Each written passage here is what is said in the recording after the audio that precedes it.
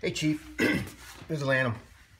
I thought it would be easier to show you, because my writing ain't that sexy, so I thought I'd just show you what my plan was on my fourth axis.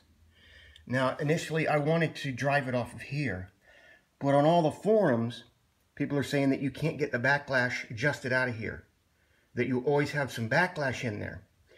So I decided that I would just do like a direct drive rod. This is an M2 taper that runs through here. So I turn that taper. I never did a taper before. This is the first one. It didn't turn out that great. Then I did this. This just was a temporary nut that I made right here, and I was just tightening it down with vice grips. And so what happened is I made this bracket here that mounts up there, right? And then everything, you know, of course, up here is where it would mount in, run through that hole, and then hook it on there. Well, my M2 taper sucks. So I'm not completely, I don't know what you would say, it's not mating correctly inside here along the taper. So when I tighten up this nut, which kind of shocked me because I made sure that I touched off the end of this prior to making this little nut right here, and it was square. But as I tighten down, because my M2 taper's off, it actually pulls this rod up, right? So I'm sure if I cut a good M2 taper that would work.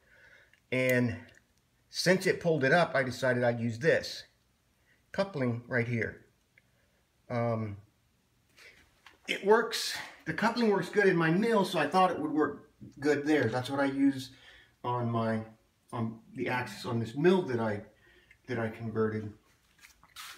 But this is a lot smaller, so there was a lot more flex in there, and it wasn't strong enough.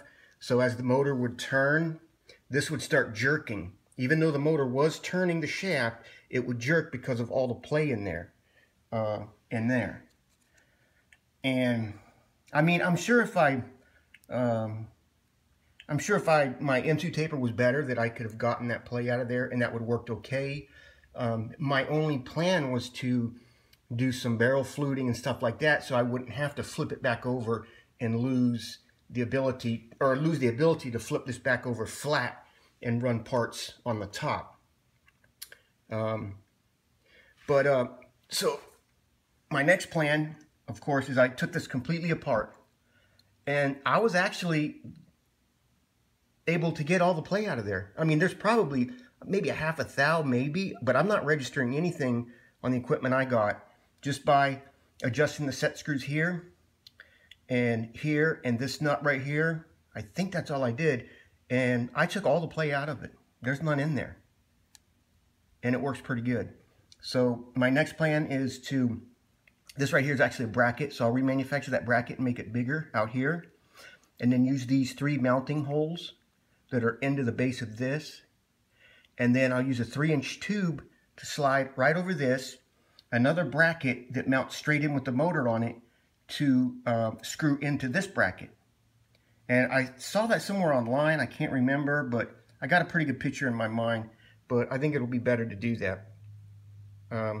So that's my big screw up.